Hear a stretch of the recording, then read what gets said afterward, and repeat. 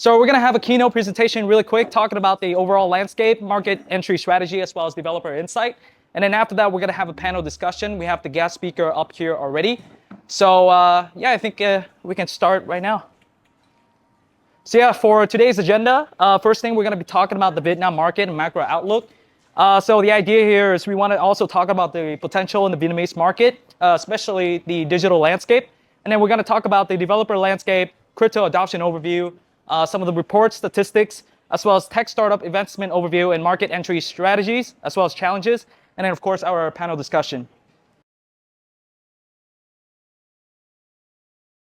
So yeah, cool. I guess for starters, let's take a look at some of the economic indicators, right? Vietnam right now, we have around 99.19 million population, close to 100 million. We're only behind within the Southeast Asia region, Indonesia and the Philippines, right? At 275 million and 117 for Philippines.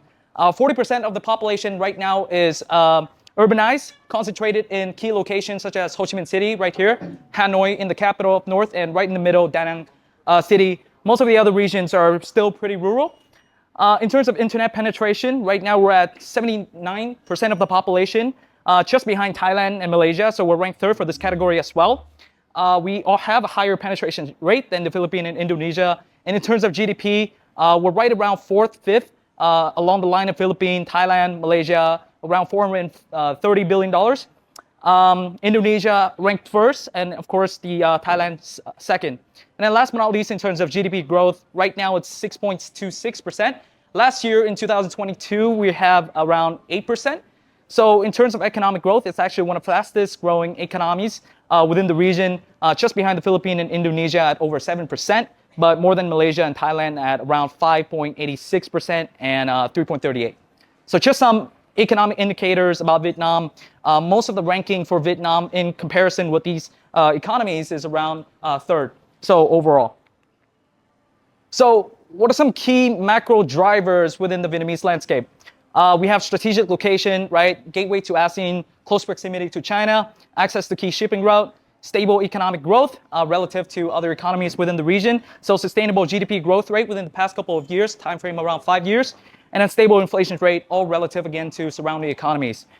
Thirdly, we have rapid infrastructure development. So a lot of transportation network being built, energy project, industrial zones being established, data centers, smart city plans, and governments has been pushing for digitalization for 2025 and 2030. But we'll talk more about that in a couple of moments. And then other key growth drivers, so high FDI, foreign directed investment, China plus one strategy. So post COVID-19, a lot of corporations and companies are looking to diversify their global supply chain. So that's also one of the key drivers. Networks of 15 plus FTA, so free trade agreements with other economies around the world. Highly export-oriented and growing public investment.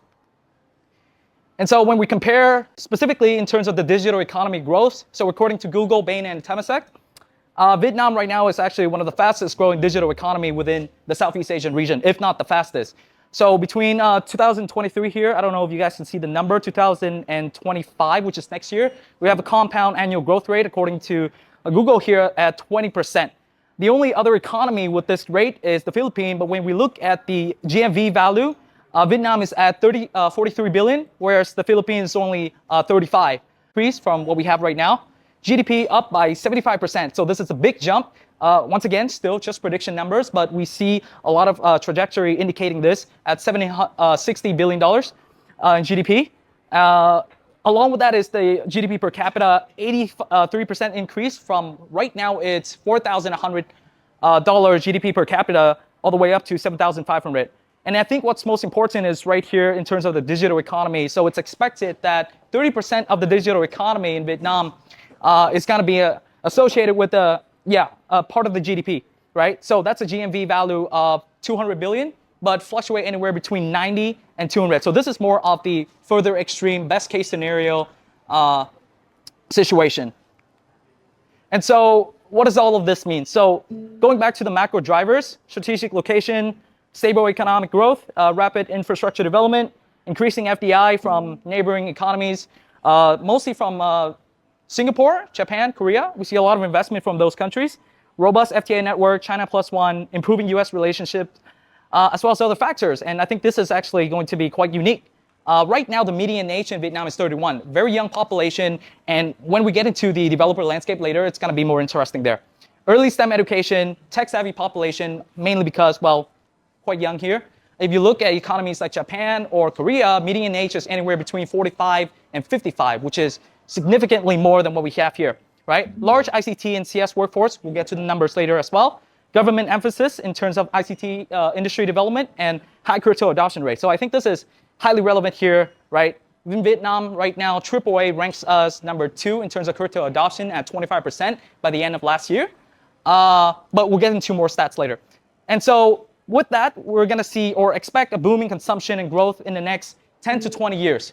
According to Vina Capital, one of the largest financial institutions in Vietnam, in this economy, peak consumption is around the age of 40 to 50. Median age right now is 31. So expected around 10 to 20 years of booming consumption.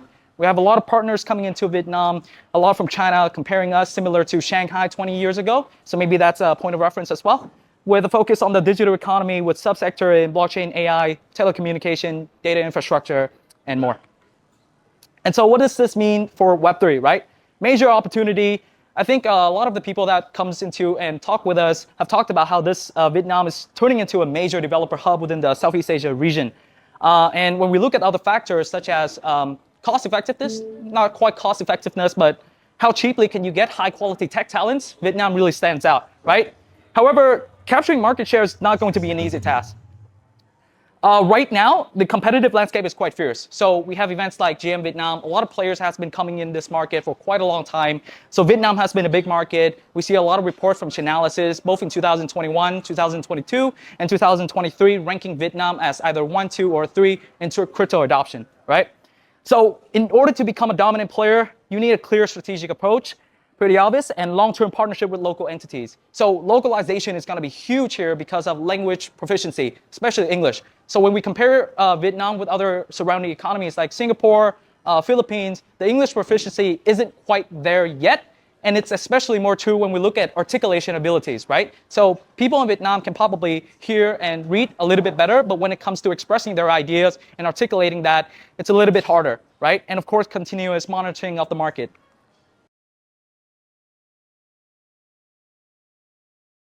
So let's take a look at the developer landscape. I think this is the main part, right? So ICT industry growth. Right now, according to TopDev, between 2016 and 2023 estimate, we have a compound annual growth rate of 15.3%, which is a very high number, right? So in 2023 here, the revenue for the ICT industry is around 148 billion US dollars. Yeah, and 91% of that is in hardware. Only 8.78% is in software, right? So key drivers here is going to be increasing FDI. You have big names like Intel, Samsung, Amkor getting into the space. Chip manufacturing is also a big area driving growth within this industry. And so let's look at the demographic. Let's look at the age distribution. So before we mentioned that the median age right now in Vietnam is 31-year-old. So when we look at developer demographic according to a lot of different HR as well as reports, almost 65 to 70% fall in the age range of 15 to 29, right? So huge numbers right here. And in terms of experience distribution, 0 to 5 years, this makes up around 65% as well. So a lot of developers in Vietnam right now are actually much younger relative to other economies outside, more developed economies. How about approach to new tech, right? Tech news update, how do we actually get the right messaging across developers? Right now, official documentation obviously is going to be probably the most sure way for developers to learn new tech. But at the same time, following close second and third is YouTube, how-to videos, pretty common in a lot of other areas as well. Video-based online courses, and then other categories including personal project, tech books, and then other ways. In terms of tech news update, mostly from tech blogs, tech fan pages, video channel, Facebook groups, this making the bulk of the concentration and over here as well. So just some information about developers, their behavior, as well as how they like to learn about new technology, where they get their news and updates from, so we can optimize our strategies to approach them. And so popular online course platform that people use, Udemy, Coursera, LinkedIn Learning, Codecademy, these are all great platforms. And of course, key drivers for them is going to be structured curriculum, right? Practice and evaluation. These courses offer a much better learning experience for developers than just YouTube videos. Learning tools as well as credentials. So, of course, once you finish a course in these platforms, typically you will also get some sort of certification that you can put on your LinkedIn profile. So these are popular learning platforms where developers are getting their resources. And so when you look at the landscape statistics, right now we have a workforce around 530,000 in terms of CS and IT labor workforce in Vietnam. And every year, according to GovStats, we have around 50 to 57K in annual enrollment in IT and CS sector. So top IT landscape, you do your research and you, within the Southeast Asia region, Singapore, Indonesia, Philippines, and Vietnam stands out. Vietnam appears top in a lot of these reports, meaning that Vietnam is actually one of the focus developer hubs, outsourcing. So there's a huge opportunity here, not just in terms of retail adoption, but also in terms of developers, right? Because when we look at, Chainalysis report, and we'll get to the stats there as well, most of it is mostly returned to crypto adoption in terms of investment, speculation, and all of that. But when we look at the developer hub, there's a huge opportunity here for the long term, right? So key advantages and disadvantages of Vietnamese developers.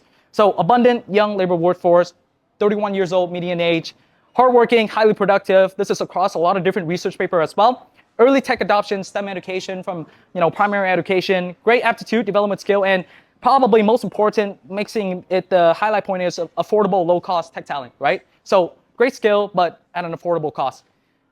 Disadvantages, lack of well-rounded soft skills, social skill, communication, teamwork, business savvy, all relative to other more developed economies, and very low ratio of highly skilled bilingual. So basically, poor English proficiency, mostly articulation relative to C neighbors.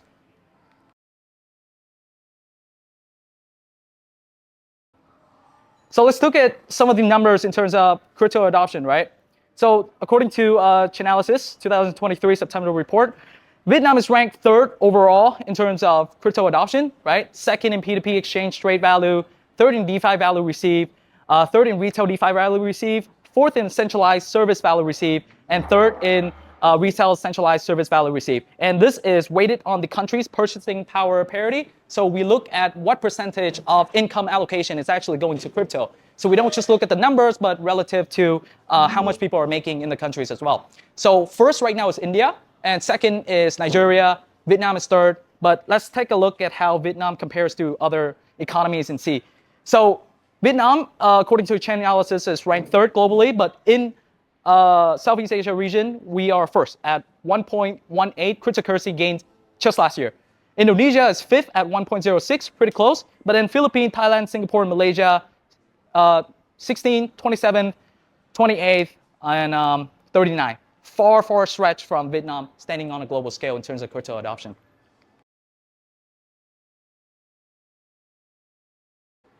So let's take a look at the tech startup landscape. And this is a little bit more encompassing of the tech landscape as a whole rather than Web3. But Web3 investment is accounted for this as well. So this here, we see a graph of deal value as well as number of deals between 2013 all the way up to 2023. So from this 2013 all the way up to 2017, not a lot of growth until 2018 up to peak. 2021, we see up to $1.2 billion, over 160 deals made. But when we look at 2022 and 2023, even though the numbers significantly drop in terms of deal value, we see that deal size is actually still quite a lot, right? Over 130, 40, and pretty much similar here in 2023 as well.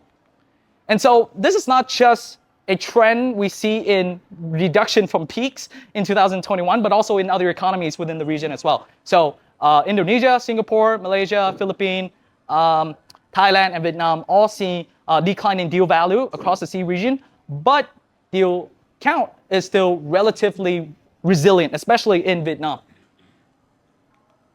And so when we look at seed funding trends, we see a lot more allocations going into nascent sectors. So what is part of nascent sectors, including health tech, ed tech, deep tech AI, Web3 crypto, property tech, automotive, and we see a large percentage of 25 all the way up to 56% into this investment theme. And then in terms of comparison in deal count by countries, Vietnam is all the way over the end here, is higher than Malaysia, Thailand, and Philippines for most of the categories in terms of time frame, but we're behind Indonesia and Singapore in terms of deal count, and value across the board. And so let's talk about the exit landscape, right? I'm not going to be talking about M&As, but let's focus on IPOs. Relative to other economies, Vietnam lags in numbers in terms of IPOs, mainly due to stringent listing criteria and lack of a robust startup ecosystem. And this is going to be important, especially not just Web 2, but also Web 3.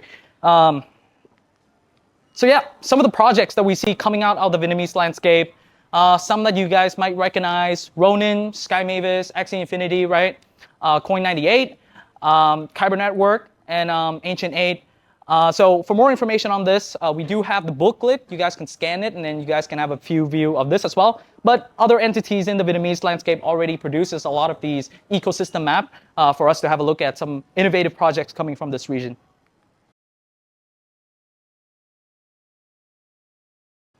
And so what are some of the key challenges in entering this market? We talk a lot about localization. We talk a lot about really understanding cultural insight. So let's take a look. Language barrier, right? Low English proficiency, highly reliance on KOLs, trusted source. And the reason why I highlight it as trusted source is for a lot of people living in more rural regions, it's very difficult to distinguish actually what is actually a quality source of information. And because they don't have that English proficiency, it's very hard to evaluate as well. English skills concentration in urban areas, Ho Chi Minh City, Hanoi, Da Nang. Cultural insight, right? Super essential to understand the local audience and culture. It's quite a challenge without a local personnel or a team here of Vietnamese helping you enter the market.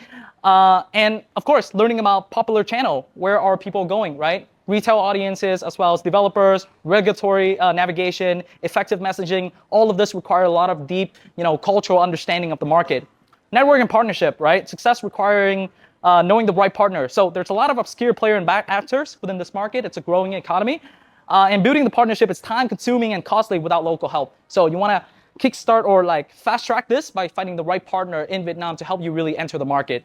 And then developer insights, right? We need clear metrics for developer engagement. And how do we actually get feedback from Vietnamese developers? How do we engage with them more? And these are some of the major challenges with the partners that we have worked with, including Algorand, Polkadot, as well as Sui, Ethereum, and Near. These are some of the partners that we have worked with over the years to help them kind of enter here, engage with developers, engage with retail audience, and so forth. And so strategies, this is what we believe is really the way for us to see quality project, right? At the end of the day, it's all about the quality of the project. Are they sustainable? So here we have Web 2 devs, IT and tech talents, and university students. For us, we really believe in the importance of education. So what we do a lot is boot camps, hackathon courses, a lot of different workshops to really educate. When traveling to a lot of different countries and talking to people participating in hackathons, one of the common problems we see a lot is teams not having the right business model or understanding of this technology. And a big part of that is also a lack of education. And especially in Vietnam as a growing economy, this is extremely important. So most of what we have done so far pretty much stops here. And then after that, projects that finishes from our hackathon, we kind of push them towards the ecosystem players. But they then have a few challenges in terms of supporting them, right? So cultural understanding, localization, speaking the same language, supporting resource, both in human resource as well as other available resource. And as a result, most of these project outcomes from the hackathons don't really go anywhere. So how do we bring this support here from the ecosystem, like incubations from various ecosystems in Vietnam, right? So a big part of that is going to be a Web3 accelerator, right? Founder network, VCs and fund, mentors and incubators. Right now, we're working with TechFest, Blockchain Hub, which is backed by the Ministry of Science and Technology, in order to really accelerate this and bring this, creating more opportunities for project and ensuring high-quality project outcomes, startups, and go-to-market ready projects. And so, I guess, last but not least, about us. We've talked about the landscape. We talked about the scenes.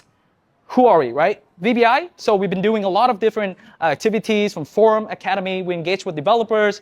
Some of the highlight activities including Near APAC. We worked with Near last year. We had 20,000 participants for that. And then we also ran one of our largest hackathon event, which we plan to do again next year. Last year, we had around 2,200 hackathon participants, 160 projects, and close to 4,000 bootcamp participants across 6 different bootcamps. And other clients we've worked with, as mentioned before, Sui, Ethereum Foundation, Algorand, Near, and Polkadot. So the core emphasis of what we do is going to be anchored on education and really creating that opportunities for a developer, helping them with translation, English proficiency issue to really help them understand this landscape well. and helping players enter the market a lot more smoothly. And that's it. Thank you.